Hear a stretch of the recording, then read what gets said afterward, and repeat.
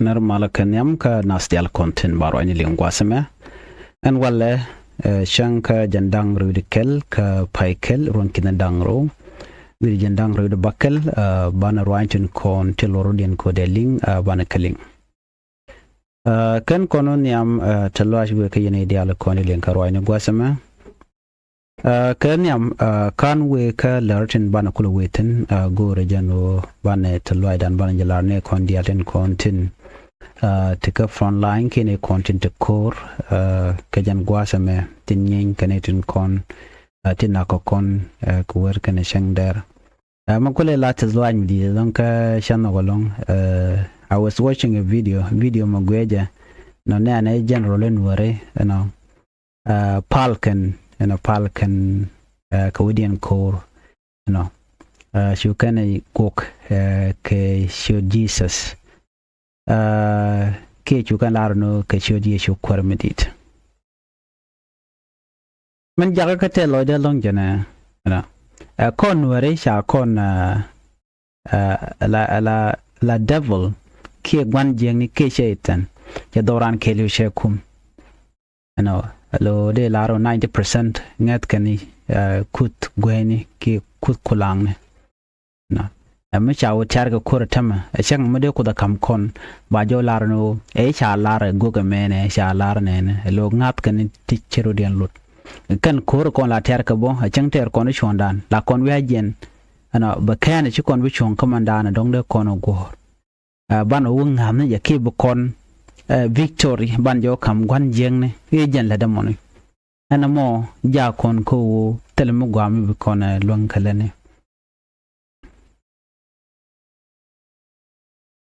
so lara talwa lara je kan ne dial kontin ya kwer ni yeshu shajalan yam relan ken dial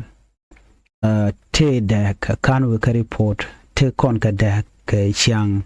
gwan jeng kan chiang gwan chung ne nere kon tela ji kwari yeshu kre so ke gor ko kunyal lodien pure tela ka devil miditin meter kan shon dien kaloiken du no ne tin kon tin ter ke tin to gok tan dangat ko gok ne de ti net kan gwan jeng ni ka ala gulor dien ke lu te ko they benefit from it chio to te karam kan wuch re jeng kon lat ko dien miche jojen gwa wo chine content kon te ka front line tela Nuer ikan kwen yeshu shikana la niam ngum dar kan chicken victory chicken jekaja I heard the news before kan pajut kan na kap ka jongle state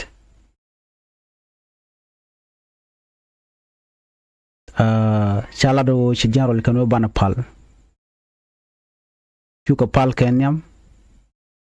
gana jogo no kamne ay victor na me kamne anay win ko chine manran ke dungde ka chine kanin nat ka bom dindo gang ne roda kano de na de kalwar ka gwan jengne menang na ka wer ni chang kana chang tele chang me kana na na ka so I was really happy seeing that devil gor jeno banje tokrar mu gor kon victory mu gor kon bana chongo gwa re kwani yeshu chang ne ne te kon la Israel milen kane la ter kan korman yam la kana lesnyam alet kan kodnyam ban mula kore de yagwel ka gwan jengne tele victor mu bana je kon shale Nuer changa kele chang ter kon shondan ba to bana re do mu jeno e ko da mene na ashima kon yal dan ci kon mo kalon mu gwa de kon dor mu galat ke je victor kon yal bi kana bat so na me kel michelo te ke jeno cha ko chala nyama ken so na model la magwa reason di jene alla yeshu kristo cha pal ke devil worshipper ke tara na pal ke je ite ke yong le na la yong ite karambro ai tengu betede na me a pure heart telemetre de changa kel telemechalium ke je mishiran cha ga karan ga ke pure heart kenyok chiran yeshu kristo cha ga ke jaro meten la ja jogo men chi la jene but miche telway meden ardien liberate ke je angu china nyenyo na angu chana menakana wa kun yal che de jako de jinnak but chi jen bu no be jibu wuje shang de jega to jen point du brodu jejo bu wenyin ka je an gwantara mo ku brodu liberate kun yalman loka jana miti ka jana radian miti ka je mishiyo na ka je rai duwar kula jena jen wi dorara den wi match ka tugu je jen la kotnyal che chamere ka je from that can all this year tin kon gui kon ka la kon Victoria je but bo pen man yam wo ci gwan jeng de kon jago bana te ka de kam ne kon ci koran ba nok aran ba be ke dunde ci kon bitere jan gwata kelaman man tara ka so Sudan ciyo to bana kwer bana je eliya di de men wo ba kap chong bari jimboro de ger bine dial bugi chenkel amana kon yal nokata mo buri jal ka kirmi yadi de me ram pal no kon yal la to ka ciyo tere te ka sheytane ke tin kon lat ko de rein wara bana guyene no ne te gorgni ko de kelamo de ke nyin de kan te ke tara kam niken te de to bado ko kustu gol nyin tono ban mi ko no kular no na ko jal ka kunyal kel kunyal ma ba kon but ban mo ko re de liom ke jeg de al kon lat ko den tel gwa ko no ten so na me dala jen nyam men gore de nyoga yekel wana kari por dan banoten gwa seme wudi shale pol nang che jen che were wiki juba pol nang che were wiki juba ken chigete ke duoli ka duob dan dong de ken kuma SPLA IO de ken ka joy keja ne ka chenge dan e chapa ju chaje kef te ken ke all plan and wo duob dien bana pa jut bana nyoko menang kon ka kuma SPLA IO pa jut ke ripon me chanong pa jut tande tin wati geten nuwati geten pan ka jadi je shaling no ke pan ka je yes no shaling no cha pa juri cha nyo makap ko je kuma kirmi yadit na mo ka bela die ka do mene ne te konte shi wono no de kan pa juri de kan nyo makap kana ka tan nuere kon te kel ke kir chicken SPLA IO chicken ka mak ngai kon shi SPLA IO ba chicken te ka pa jut te ka nyam chicken te within the town taken yam ko ngai kana korun jana wo by the way mushigo beno chala nyo jojok ano chala do shika ring di tikane jek ka ta dan shi ben ka ja so jen dan ling ne lat jang anu cha pajut cha ja kaf pajut kana kaf wona na ko wonyam so right now murai kone shi me channeling shude shala pol nang ala shibo defense force chewe ka chewe bor shi ko bor ka te kare dulka ka dola mo do dana bi ken kor bi ken nang rein wore ka ja jen plan dana chicken la right now gor ba nyaa yakel mission dien o bi ken bor bi ken gang ala shi me channeling ane ala all the areas tin content just SPLA IO tin special bor sha goro de ka ken it content la de ni ss pdf jen ku shi wo defense force cool away no wadan konin shi ka dualten reason danin mandol kan gaje jana akane ba SPLA IO ba juj ba wi gwen content che ba advance ben bor ko bor mi cha ka direct pass to Juba ajen bor na mo kel ba te ka report mi cha kula to mu gora ban ya gwasme ke ba kamya report cha lat gwasme wagor kan Dr. Guy Cook right now Dr. Guy Cook mete bor watera mu gorgo no bro bar ka rajadan shelling kaka ba te ga woni ngi chakule to makam ko nuare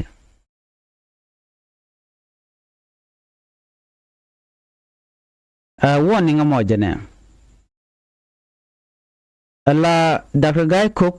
ci kon di alinga no ci jang ci ka ga ka jowe chalat ke 1991 me la Dr. ma char jor wate ka bod mi cho tiap mi cho nyot ajang ta gu jeno men lede ajang men lede siasa ko bugad jan bu ko kor jen dob dan lat keneja anyok wa men cho lebo la jeno ek borotel jang ya nekten ajang no mo report jane jang tele teram chana ka bor shi ga kan mu la jeno no ka wa liya to ka somewhere else la gwade da nan yin de ni tin ka 1991 ko jen do bran chawle mi shi wo cha nyo ko lep ko je jer me chala da jang no wal before kan 2013 kan ne chop me bana kulo na banur ko na 2013 this was a plan jane o chicken goro ba ngaje no ngumle rodom in 2013 shin me jana nen a cover up ko banur ba kan me chikir me yadin me che ben yalga konen ne le cha use ka ngane ka gat bor ken ko na jagon na kanwer let ken revenge lo na kan wera lo chul ken che manaken ka kore ko na terka ka koru kume chika kore tide ko larno ne titi ka janka na nuore la nyini civilian no it was government and government kire ko lar kume ken nyenyo no deyne ker ya kana kire ko lar deyne garang kana deyne rek mochar ken te nyen no kana we tuk dole ba me chalat ke 2013 me kana belel chika nanga do mu je long me kwan wala wona kaja so right now malar ke jene jang mu kula te ko ba la dung da gai ko ko me mele rore to right now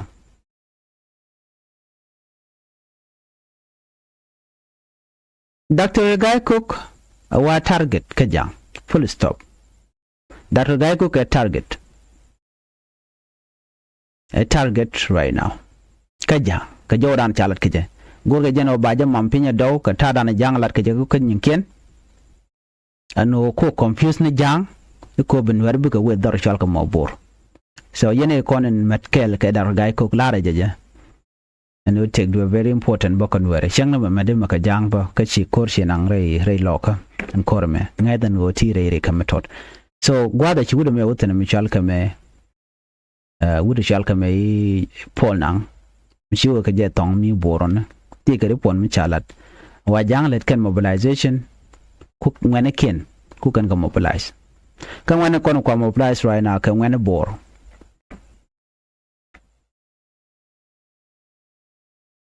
kan when a bor la jang bor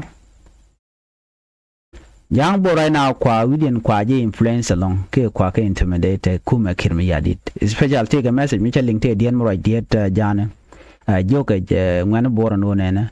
yana gang wedun alo chale kanta chale la kum so sudan gang ke bora ken jo ke jaja rodun man chala red bell group jo kan gang wedun jaja rodun awoja cha ka bi enware but mi gui kone andara shal ka mo e bor a chan cha ka bo nware ke cha ka ku ma SPLA IO chika do brand kan put ke jam muntel gwala nangeten mun la do dan wenamo ajen mi joga gad bor la dinka bor community ke ngane ken la use no yanang cha get involved chi kam dun kan ware cingen yen kan ware e kuma regime ker mi yadi jen je felo jen gorgo mo ba joj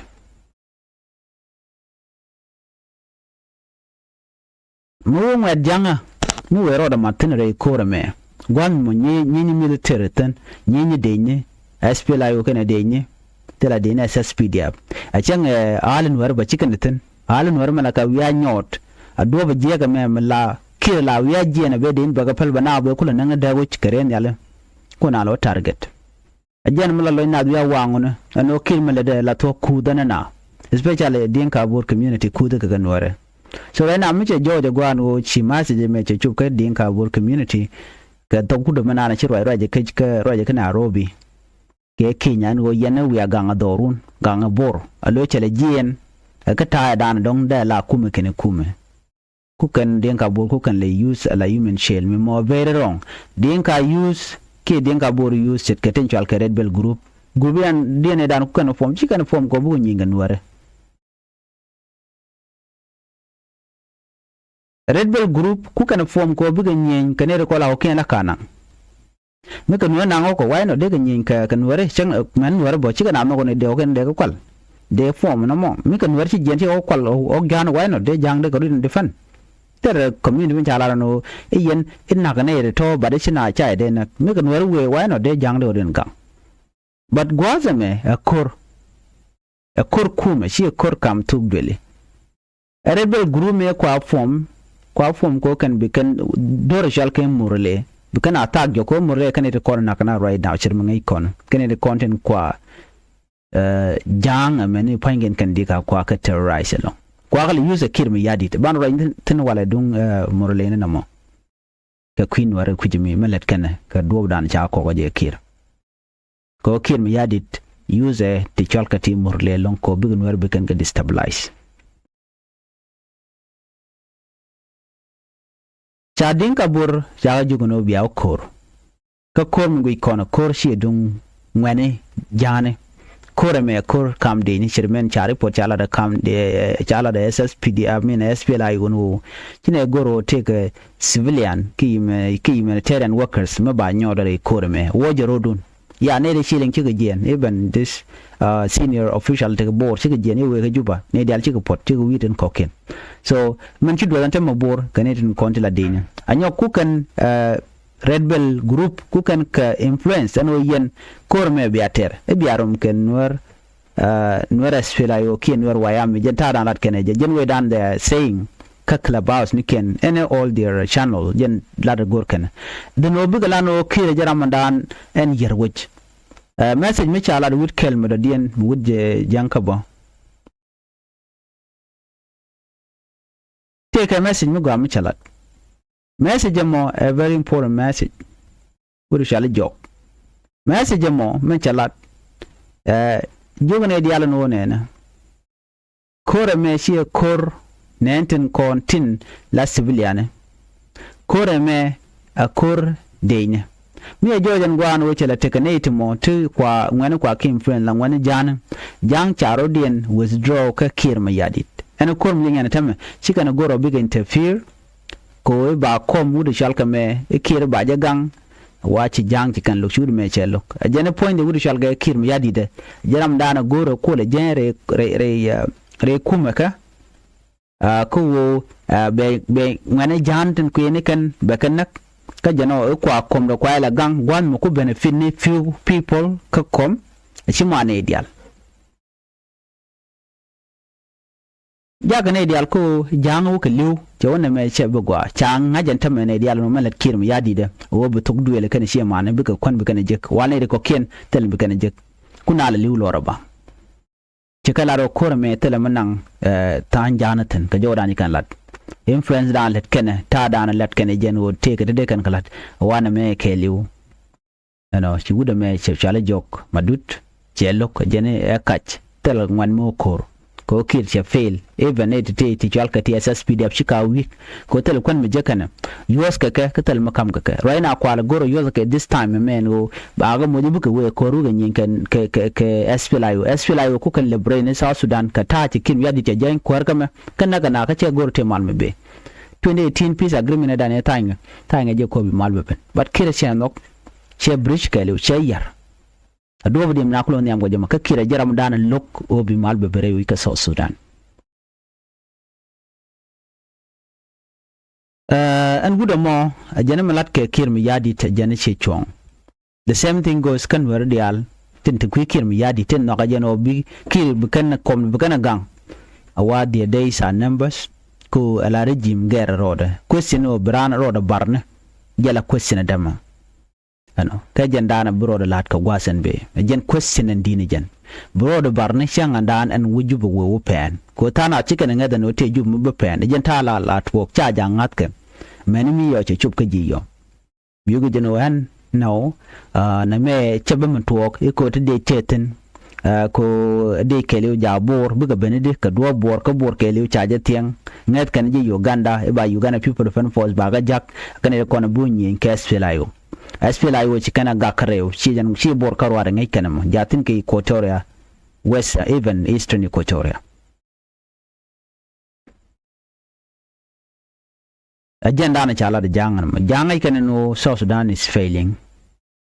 ka nga ko jago ba collapse e kir mayadit ko kir jaram dana take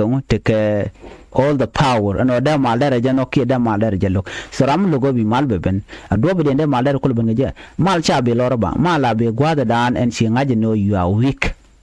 ki be mat kana bana jogo no okay go you know bapin ngom bana lel all your weakness bi gorno bi ka larno she weakness e changach de no bi gor jano bi jen ku gat so Sudan ku le jaliu jinno jin holman mi chirun ge chiga tok ana ku le gwini o bi tewi kwam up to win so mgo economy awakil yadit ko power ko ja abuse so ne de kon ku benefit bo ci la jang dial so ne bi anga je no ne dial ku benefit ci ka jang dial jang ci kan loko tam special jang awil ci kan loko na lat karodian so mu do kuma kem yadi badil pen ke jer wona me an koro mo right lat kon ko kwide men right kon ka jentam wuri shala pol nanga ko jen che were wicha ka bor la kordio jaba to very soon an koro mo bala the last 5 maybe ka bor ko mu abor waje ke direct to Juba kan ai kon number 12 can all this chief of defense tin na ke de ni lora bang ko na kan kor bang u nyen alogo ikene o number si jen dini jen ba mi che tuok ka china chi ka je SPLA mi che ka tele gwan mala palka jen kwa woni ngwale su ko civilian mi jin civilian ka jin janga tin wana mo lo chunga kel ke kum kirmi yadit faida chi ka je e ke kume jala da SSPD ba SPLA IO no mo ngo go ne ku ne target na SSPD mi chi jiram ten wana mo ro erong chu bene ka frontline jen mi kalat but another information jena ka jo ma chatu adit Nuer ka diaspora amene dawich take advice mi chatu ke cho ma kam ne dial content wankur tela Nuer jogo Nuer ngo ne ne amene SPLA IO en ramo me gan Nuer ki ten gwana mo wa mi rami mo mi shi lara no hen chen kir chen support kete da duop te wi da te da duop wacho aja pen loro bang be ye lo ngaktin ngweno kabe je wiaga ka kel gad ken kamen ken ka we ka unimis ka we ka IDP camp woni ken wherever ka join ya ka fight ka we ka ye kel da no ba lo ngak jok ke jok no mo chagwa eno bana lo ngak ke jok no mo la rigla no ngerun la da men mi di la janongo jogne dialan wo gore jeno biati diala totin dongde yelo jaka o bela setback be yelo jogrun jaka ko biaka clear out on your way and now move slowly casually la latke now kel a toiketin ne dial kel now we kel mada na shake ni jetin alama la latke benaren barra o me dong chi dorun ya yo kap ko biarun chu watch banna me doran so na me kam ngene dialo mitera me mo mishi saran daga chala no randun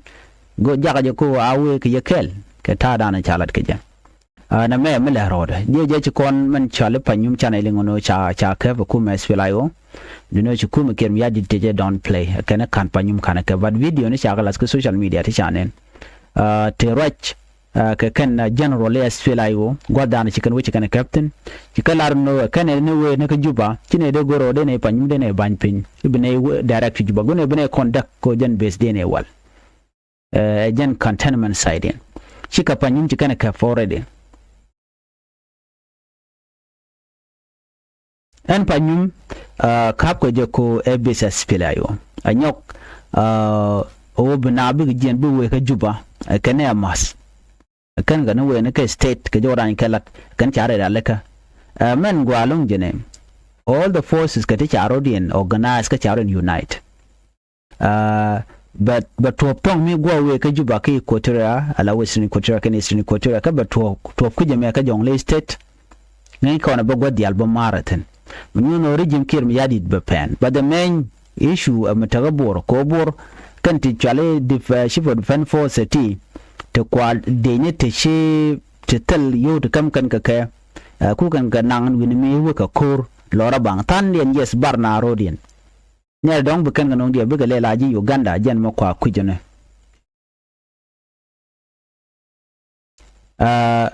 ajena dan en goro di nyaa yekel another report mi be koneling akut kamanana shanak re which ka Juba wude shanak gor jena ke next report de jaladie do dan en menchiro da lat ke do dan nakaje wude mo wa aramkel metakel kene wudu shalke natinelo yata la dore ne jana kelona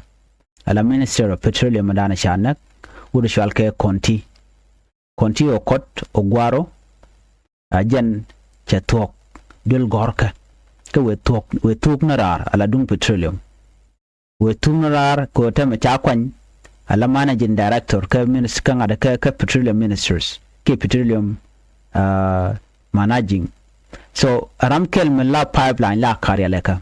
ke jilat ke chan wal bangwan ka pai ke ron kinang yanang bakel chwajen nak ka je duben chal ka rock city ka custom road yen gwada nak jeten an engineer koti ukot ogwaro ka chenge nakaje re torbele jen wa mara kene na tunelu yet ke doren jene kelmo jen gore jeno ba video rin be nyoko mi real je ka kuide ka dob dan nakaje ano cha nak lora bang nakaje in connection ku ramishi gwar ka nyok wa be duja dan ten na tunelu yetin so ban je link kamanda na be ani biya ta kamal ban right kalar do den be